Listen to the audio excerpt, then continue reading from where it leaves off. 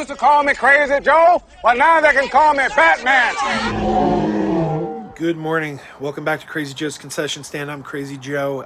Recording this on Thanksgiving Day, so it's not going to go up till like tomorrow, but happy Thanksgiving to you. I just was on the internet and I got some sad news. Danny Seagren, who played the first ever live action Spider-Man in the TV series The Electric Company. I don't know how many of you are old school remember The Electric Company. It was a children's show from Children's Television Workshop, now called Sesame Workshop, the creators of Sesame Street. But it was for children just a little older than the Sesame Street core group, and it was supposed to teach reading. And Spider-Man was a regular character on The Electric Company. He was played in pantomime. He never spoke. The characters around him would speak, but Spider-Man wouldn't actually talk. He would just kind of act things out, and his thoughts would appear in word balloons. He was played by a dancer slash puppeteer named Danny Seagren, who also did some performances as Big Bird for the Muppets. And, well, he passed away 2 weeks ago. I didn't even know, but on November 10th, we lost Danny Seagren. I had the pleasure of interviewing Danny Seagren in May of 2015. In May of 2015, they announced that the Spider-Man movie franchise was going to be rebooted. That's at the time we had Andrew Garfield playing Spider-Man. This is right before Tom Holland came in. And they announced we're doing a reboot. We're going to cast a new Spider-Man. And I thought with a new Spider-Man coming in, what a great time to reach out to the first ever live-action Spider-Man, Danny Seagren. And he was kind enough to give us about a half hour of his time, do an interview. This was done for my old audio podcast, so that it is audio only. But I'd like to present it to you again. 10 years later, here was my interview with Danny Seagren. He was a heck of a nice guy. He even mailed me an autographed picture of himself as Spider-Man in the mail, and he signed it Spider-Man. He didn't even sign it Danny Seagren. He signed it Spider-Man. I'll try to pop a picture of that in right there so you can see the autograph photo Danny Seagren sent to me all those years ago. God bless you, Danny. May you rest in peace. Very sorry to hear about this loss, but there's a fire out there somewhere. I hope you enjoy this. Here's my interview with Danny Seagren from May of 2015. Hi, this is Crazy Joe. It was announced about a week ago that Sony and Disney are looking for a new actor to play Spider-Man in the next movie, and that just seemed like a perfect time to talk to the first actor to play Spider-Man.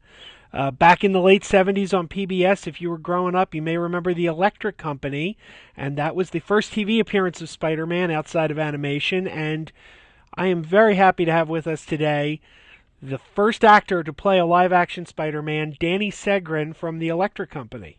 Welcome to the show, Danny. Well, thank you. It's actually Danny Seagren, but it was close enough. Oh, I apologize. That's all right. It's a hard name to pronounce. Well, welcome to the show. We're thrilled to have you. Like I was telling you the other day when I first got in touch with you, for my generation, you were our first Spider-Man. The first time we remember that character was you on The Electric Company. It's true. I do see some people, and when they found that I did Spider-Man back then, they do seem excited. And some people, it was the highlight of their day when they could see Spider-Man on the Electric Company. So tell us a little about how you got the job. You were working for the Henson Company at the time, correct? Well, yes, I had worked for the Muppets for a long time, and I did Sesame Street. And this is a companion show, Electric Company companion show to Sesame Street, same producers, Children's Television Workshop. So I knew a lot of the people there, and I heard they were going to cast a Spider-Man for the Electric Company. So I thought, well, I should be able to get an audition because I knew the people. Plus, I had been, or I was at the time, a professional dancer, so I had good, solid moves. I could, do a simulation of a Spider-Man kind of a walk and etc. So I got this audition. The producer was the one guy that I didn't know, the guy who could do the casting. So I got an audition with him, and he went up to the office, and he said, well, here's the costume. Take it into the music room, which there was some desks and things in there. So I went in there and I put the costume on. And there was a tall filing cabinet right next to the door. And in the middle of the room, about 5 feet from the filing cabinet, was a desk. So when the producer came into the room, I had the costume on, and I sprang through the air and did a half turn in the air and landed on the desk in a Spider-Man pose. Scared the poop out of him. and I got the job that day, actually. Well, that's great. The interesting thing about your Spider-Man was it was all done in pantomime.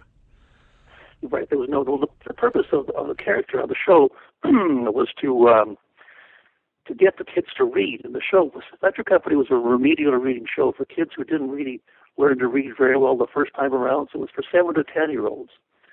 And to follow the story, they had to read the cartoon balloons. Spider-Man was a good hook to get them watching, those segments.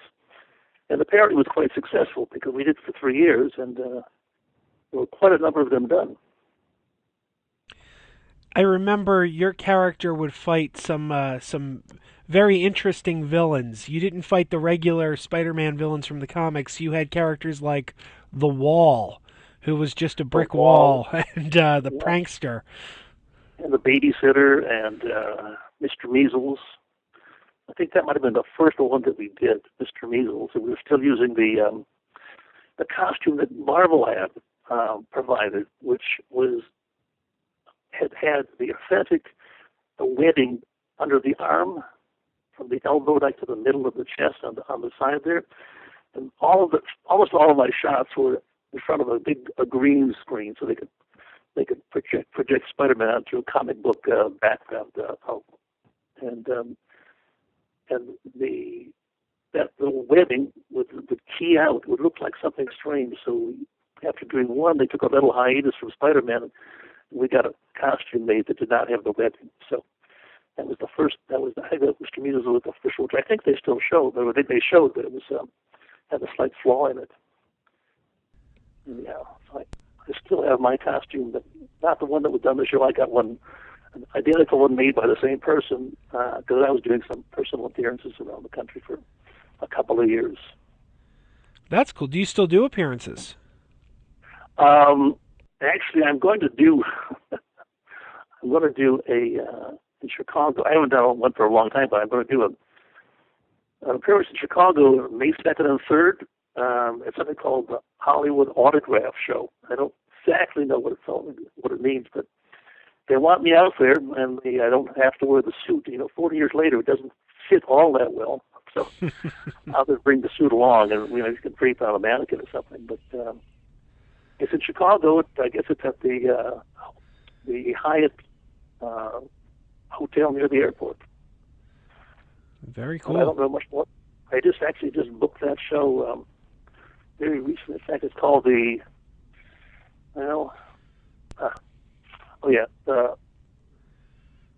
Hilton Rosemont Chicago O'Hare Airport Hotel. So that's what's going to be the May 2nd and 3rd, sometime during the day, the late morning, early afternoon kind of thing. Well, I'll check and see if they have a website for that show. If they do, I'll definitely link it so our listeners can go if they're going to be in that area. Now, I was reading your entry on the Muppet Wiki website, and it's you've got some interesting background. You were the original Gonzo before he was Gonzo from the Muppets. There's some inaccuracy there. I was not really Gonzo, but I did that. I had Gonzo first appeared. It might have been the Great Santa Claus Switch. And I did one of the elves and a couple other puppets. I think that what was his name that did Gonzo? Dave Goles. David Goles was the. I don't think I did Gonzo. Maybe David Goles was there. Maybe I did. It was a long time ago. But anyway, it was a great. It was the Great Santa Claus, which was a fun show because it had Art Carney was the only human in it.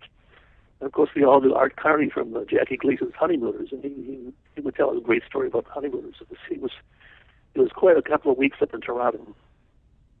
How did you come to be working for the Jim Henson Company? Now, I know you're a puppet maker now, but did you start off as a puppet maker? 'Cause obviously, you went to New York to be a dancer. So which came first? I was a dancer, and I was pursuing a career dancing. But there was a guy that was involved in dance. He'd been a costume designer. He was hanging around dance. He also worked part-time for the Muppets. And he called me up one day. He said, "Look, Jim Henson's looking for someone to train to be a puppeteer." I said, "I'm afraid I'll go." So I went over there. It was like a Tuesday. And I met Jim, and he showed me, some basics about because I'd never worked with puppets. I'd never done puppets, even as a kid, probably just very minimally. So I took it home for a couple of days. He said, "We'll come back on Thursday. We'll rehearse." And Jim's wife was there, and Frank Oz and a guy named Jerry Jewell was a writer, and we were going to do the reindeer bit on the Ed Sullivan Show. So about 10 days later, I was live on the Ed Sullivan Show. That was my debut as a puppeteer. You can sort of start at the top and work your way down. It was kind of, but it was a real. It was, I was just extremely lucky that the Jim, he liked me and he thought I could do it, and it worked out all right. So I did. I was with him about 7 years. I think doing a lot of different shows, on Sesame Street and commercials, and it was a fun time. I actually got to do Big Bird on the Sullivan Show, a Big Bird dance. I did it a couple times on Sesame Street when Carol Spinney, who's been doing it for 45 years, and he is the Big Bird, but he got sick early on. I did a couple of shows when he was sick, and that was fun to do. What's it like working a costume like Big Bird? It's like where's your head in the Big Bird costume? Is it in the neck? Your head is in the neck. Your head is in the neck, and you kind of tip your arm to the right, or your head to the right, and you put your arm behind your head so you don't make a big lump on one side of the neck. So your hand is in the mouth, and your left hand is in the wing, and then there's a little invisible piece of monofilament that goes from what would be the left wrist of your wing through a little loop under the beak, and it goes to the other hand, so both hands can be animated when he moves his hands. And it was more difficult early on because you really had a tiny, tiny little hole in the neck that was see-through with one eye. And you kind of had to guide yourself around the set if you had much to do. If you had to walk around or do a bit, the dance was a challenge because it was a big dance at the Sullivan Show with five bird watchers, girls as bird watchers. Anyhow, it was, you had to get yourself in that position and stay there. The good thing is when you're shooting television, there are lots of breaks. And the head comes off easily, the head and the neck, so you can get a little breather there. But it's a challenge. I can imagine. That's, I don't know if I could do it. Like your arm has to get the arm working the beak has to get exhausted, I would think. Well, it does, but it's and then you've got to have your wrist really bent down to keep the head so the bird's not looking up at the sky. You've got monitors you're looking at, and you can see them, so you can kind of see what the bird looks like on the screen, what the camera's seeing. Later on, they put a little teeny monitor inside the suit, so you could look at the monitor and watch yourself on the monitor, with a good clear look, and once you get oriented to that kind of situation, which took a while, I'm sure. I never did it with a little inside monitor, but I'm sure Carol got used to it and could walk around just like he was looking through the real eyes there. So now that you work with the Henson Company, that was before the Electric Company, or did that continue afterwards? That was before. I'm probably the only person that was ever a regular on Sesame Street and the Electric Company. So oddly enough, a few years later, I did a 3-year thing on Captain Kangaroo. It was an insert thing but it was on Captain Kangaroo a couple times a week. It was with Slim Body. It was called Slim Body's Adventures in Neutral City. Slim Goodbody was the guy that had the suit with all the muscles and bones and blood vessels painted on it. And I think he's still doing it. And, yeah, I remember Slim Goodbody. I was actually looking for a Slim Goodbody costume for Halloween last year. Nobody makes one. I don't think so. He had a pretty good run there, and I think he lives in Portland, Maine, and I think he's still doing a few things. I tried to get hold of him, a couple of years ago, and I couldn't find a number for him. But last I heard, he was in Portland, Maine. So you go from Sesame Street, which is just one of the biggest TV shows in history, to the Electric Company, and then you take on the role of one of the most famous superheroes ever, and you end up working alongside one of the greatest actors of our time, Morgan Freeman. It's like you've done everything. Well, at that time, Morgan Freeman was completely unknown. I think he had done a few things, but I know that he was in the Pearl Bailey version of Hello Dolly, which was an all-black production on Broadway of Hello Dolly. And I think he was a singing chorus boy. And but I think he did a lot of other things. And then Joe Papp at the Public Theater in New York really liked Morgan and put him in a lot of parts. And then he got, I think the big breakthrough was Driving Miss Daisy. He did that off-Broadway, and then he did the film. So, and that was a real launching pad for him. I mean, I may have that inaccurate, but that's what I remember of that. But anyhow, so it was quite a ride from Big Bird to Spider-Man, but it was fun. I can imagine. My earliest memories of Spider-Man are I remember the moves you did. You would kind of always walk in the crouch, and it was like, that's, in my mind, that's Spider-Man burned in. Like when I watch the movies, if he takes one of those poses, I get excited. I'm like, that's the Electric Company. Well, I tried to, and I looked at the animation. I was a fan of the comic books when I was a kid, and I had seen a lot of the animation. I tried to get a walk, which was the most difficult thing to do, to get something that was sort of characteristic and would be, memorable. I guess it worked out because a couple people have told me that. I must tell you one funny story. We had very little budget for any kind of special effects, and so usually when I would throw the whip, they would add it electronically. And after maybe it was the second season or something, they decided to have a real web after they'd see the electronic web hit the person I was webbing. And then they would freeze, and they would throw an actual web net over the person. And the first time we did this, we did the freeze, and they said, "Okay, put the net on him." And the prop guy was a little confused. He ran out there and threw it over me, which we had to do the scene again because everybody broke up. Have they? In any of the subsequent Spider-Man productions, has anyone ever asked you to do a cameo? I've never been contacted by any productions.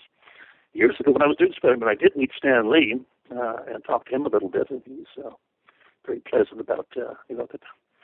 I guess he sort of acknowledged that I was the first live-action Spider-Man, but I had never met him before. He didn't have any approval of the person who did Spider-Man.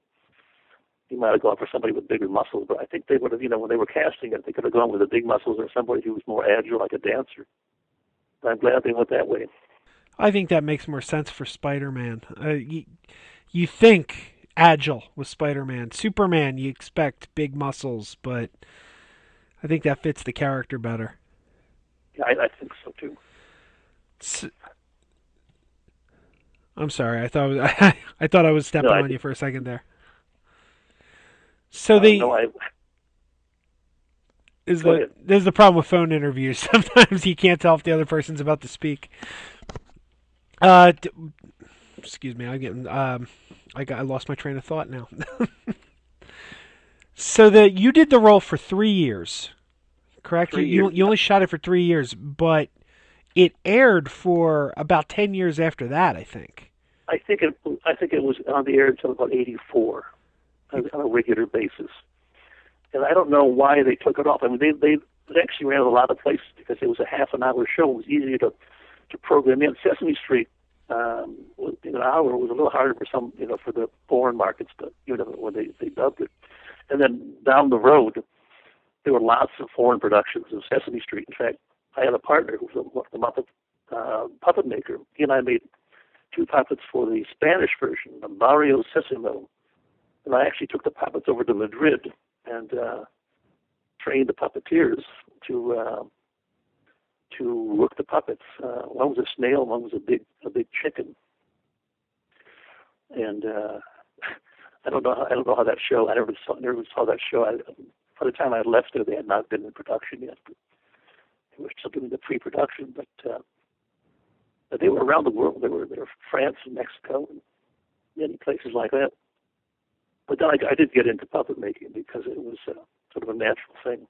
I got my own series, I think, called Miss Peach of the Kelly School, which was syndicated, and we actually did an NBC after school special. I made probably over the couple of years we did that show, maybe I made 50 puppets. And I was lucky enough to get an Emmy for those puppets which was an unusual thing, a daytime Emmy, which was the first one for puppets ever. And you're still working as a puppet maker today, correct? Well, a little bit, but it's not. Puppets have kind of fallen out of fashion. I think animation has gotten so strong and relatively inexpensive to what it was before when they were doing cell animation. That's really so. Puppets have been kind of beaten down. They have a limited. You don't see that many on television anymore, even commercials. And I did a lot of commercials over the years, but you don't see many. I've seen maybe one commercial with puppets in it in the last couple of years. So I'm not. I make a few puppets every couple of years, and I did a lot of corporate work where you go to sales meetings, and the puppet was like a salesman who was on the projected on the big screen and got a few laughs harassing the executives and mocking the competition and whatever they wanted you to do. So I still make a couple of puppets like that. Yeah, I know what you mean about you don't see a lot of puppets anymore, and I don't completely understand why, because it's such a different field from animation in my mind. Like, I'd rather watch a puppet any day. That's just, I'm a, lifelong Muppet and fan of puppets in general, so I don't know. I guess the younger generation's a little different, but well, it was always Jim Henson. Always, he was always concerned that while they had, very clever sketches and bits to do, was usually like 2 or 3 puppets, from the waist up, jumping around the screen. And the long shots were very difficult. So when he started doing the features, he found ways to, have Kermit ride a bicycle, and some things were done with. He did some marionette work, even in Great Santa Claus, which was one of his. I think maybe the first big feature hour-long television show that he did. They were marionettes in that, and there were 2 big costume characters that were it was the good Santa Claus and the bad Santa Claus, and the bad Santa Claus wanted to sneak in and become the one that went around the world. And he had these 2 thugs, Fig and Fog, and they were big monsters there. And so Jim was always looking for ways to get away from that Bert and Ernie 2 shot of them, just talking heads there. But it's not easy sometimes. Well, I want to thank you for being with us. I really appreciate you taking the time to talk to us. Like I said when I first contacted you, people always say, well, Adam West was their first Batman. You were my first Spider-Man. And well, I want to tell you one little story. I used to do, when I was doing personal appearances, I would do car shows and things. And one of the first shows that I ever did was the Chicago car show, like a Thanksgiving weekend, and it was Spider-Man and Batman and Robin, and Adam West and Burt Ward were both there. So we spent the weekend hanging out. Oh, that's awesome. Yeah, it really was. I was really pleased to meet them. And I think they didn't know who the hell I was, but it was fun.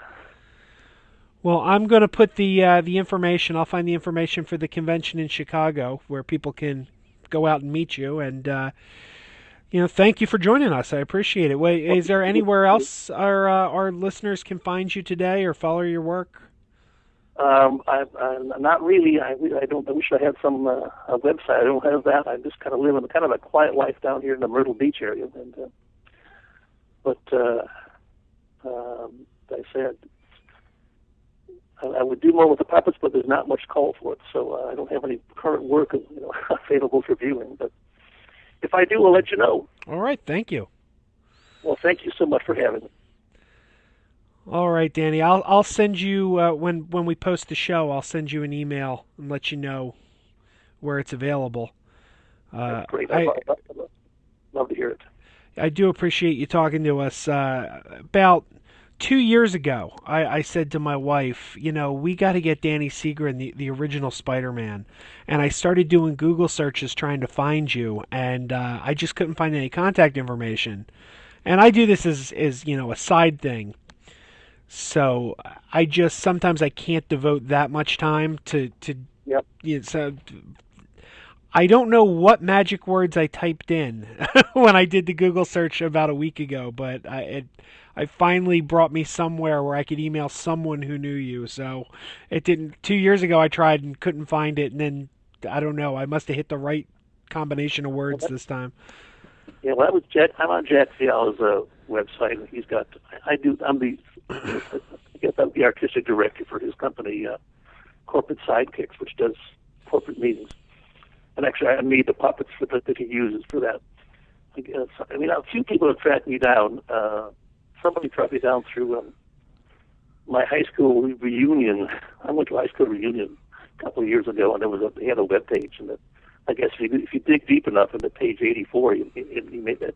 Somebody came up with that because someone tracked me down through that. So I guess I'm findable if you're persistent enough. I should maybe put something up where I can be found a little bit more easily. But anyhow. Okay, make a personal request. Sure. I can't get to Chicago, unfortunately. I have I have a baby on the way and money's tight. But I would absolutely love to get an autographed picture of you as Spider-Man. Is there any way I could get that through the mail? Yeah, you can. If you just email me your address and who you want to mail it out to, I could send you to it through whatever you need. Oh, thank you. I really appreciate it.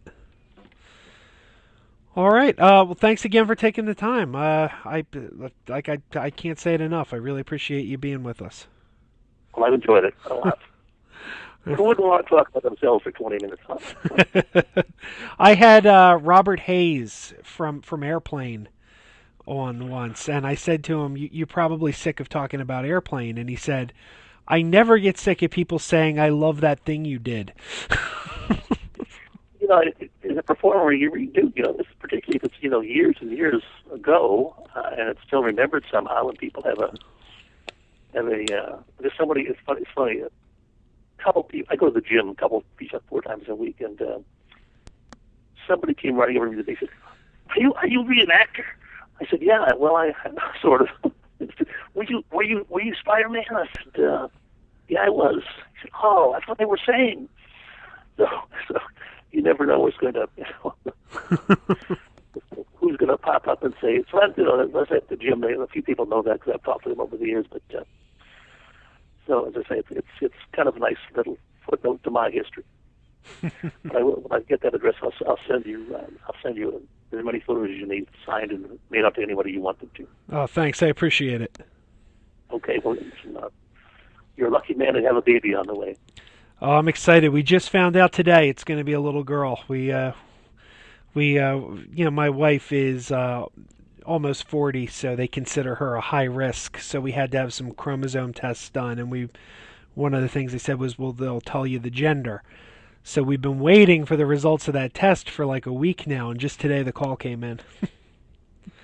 Well, that's super. That's super. I think I regret not having had children, but I do feel like everyone's children are my children, so I'm actually very playful. I'll sort of flirt with little kids at the supermarket and see if I can get them to smile. Anyhow. All right. Well, thanks again. I've actually got to go meet my wife now because we're going to look at daycares. So. Your life's about to change. Yeah. Well, I had the training wheels because I have a stepdaughter. So now I get the full effect. But I've gotten a little bit of practice. When is the due date? August 20th. All right. Well, good luck, and I'll look for your email. Thank you. Okay. Bye-bye. Bye. Keep wearing those pajamas with the plastic feet. Keep wearing those pajamas. Tell everyone you meet. Keep wearing those pajamas with the back door flap. Keep wearing those pajamas. Don't open, it's a trap. Oh no, it's a trap. Some people call them PJs, some people call them jammies. They can come embroidered with big money and no whammies. They can have 100 tiny commander Adamas, but no matter how they look, just keep on wearing those pajamas. Keep on wearing those pajamas. wearing those pajamas. I know we're having fun. Keep wearing those pajamas. And now the song is done.